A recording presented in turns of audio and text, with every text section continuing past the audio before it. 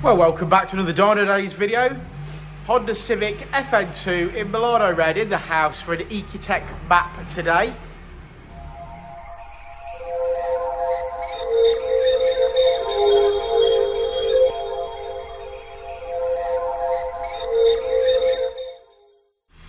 Now it's got a few mods that we'll go through, but the customer has unpaired his Honda data so that we can tune it with the Ecutek. So we'll do a stock run, see where we're at with the Tegiwa induction kit and see if we make some power.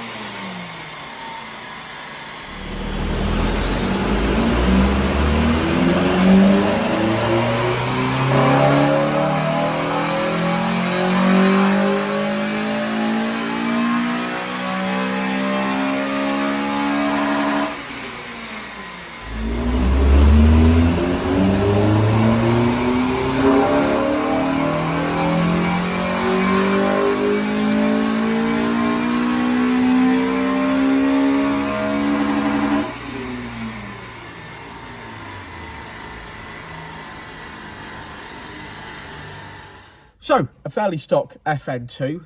I just want to stop him here. I've got his cold. Richard's poorly now. I've given it to him. Yeah. But what I'm going to do now is give it back to him. Because obviously this situation is obviously the reason why I got his lurgy last week. So now he's going to catch it back from me. Good. Mutate it, give it me back. That's how I'm feeling anyway, and it'll save me hanging myself. Right. Stock FN2. It's had a Tegiwa induction kit. Now, it did come in on Honda data, or certainly the last time that we seen it, it was Honda data. So our mapping cost here on the FN2 is £600. So that's £600 with custom tuned on the dyno, all the features enabled, switchable maps, adjustable launch control, all the bells and whistles that I so much enjoy on my own car. The Honda data Flash Pro unit, once unpaired, can actually sell for about 500 quid. So this chap has got all of this for pretty much 100 quid now. So I'm pretty pleased with that, and I'm sure he will be as well. We've made a bit of brake horsepower. We made a bit of brake horsepower just from the Tegiwa induction kit alone, and then the rest of it's fine-tuned by our Richard, and we finish on 207 brake horsepower. Yeah, just the stock exhaust and stock manifold just kill these cars. So it isn't good enough.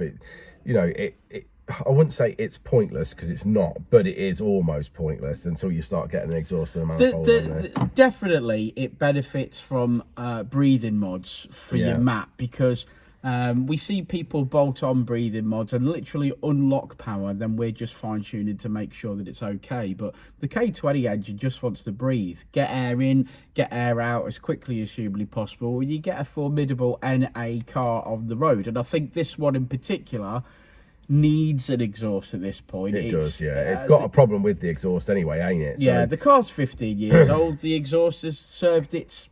Yeah, it served its time, hasn't it? Yeah, it certainly has. And there's options out there.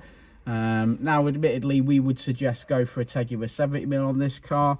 but they are not available at the moment, and it's some time away. There's other options out there. We love the Piper Manifold and the Piper Sports Cat to stay legal, and then there's Piper exhaust systems, Cobra exhaust systems, Scorpion exhaust systems. If we're just replacing a rotten old exhaust system, then there's many options out there. But if it wants to make power, we've seen nothing but success now with the Piper 3-inch exhaust system, which I think is value for money still, even though it's up there on price at 800 quid. It's an amazing bit of kit. So perhaps we'll see this car again. Yeah, I hope so, because there's more to be had. Oh, definitely more to be had for sure. Want to look at the graph? Let's have a look at that graph. Look at the graph. Okay, say it with me. Red line is as she came in, blue line is as she leaves. A little bit of power made there, not a massive amount peak, but it is a stock car with a Tegiwa induction kit on it.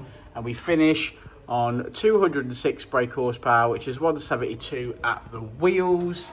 Now the Tegiwa induction kit is available on the website, and I suspect does make 3 or 4 brake horsepower out the box, so not bad at all. Definitely get the cold air from down in the wing there, but yes, if you guys have an FN2 and you need any parts, you give us a shout. Like I say, this one's fairly stock, but the drivability, as Richard said, is going to be increased. So give us a shout if you need anything, and we'll see you on the next one, won't we, Rich? We will indeed. Said it before and I'll say it again. Life moves pretty fast.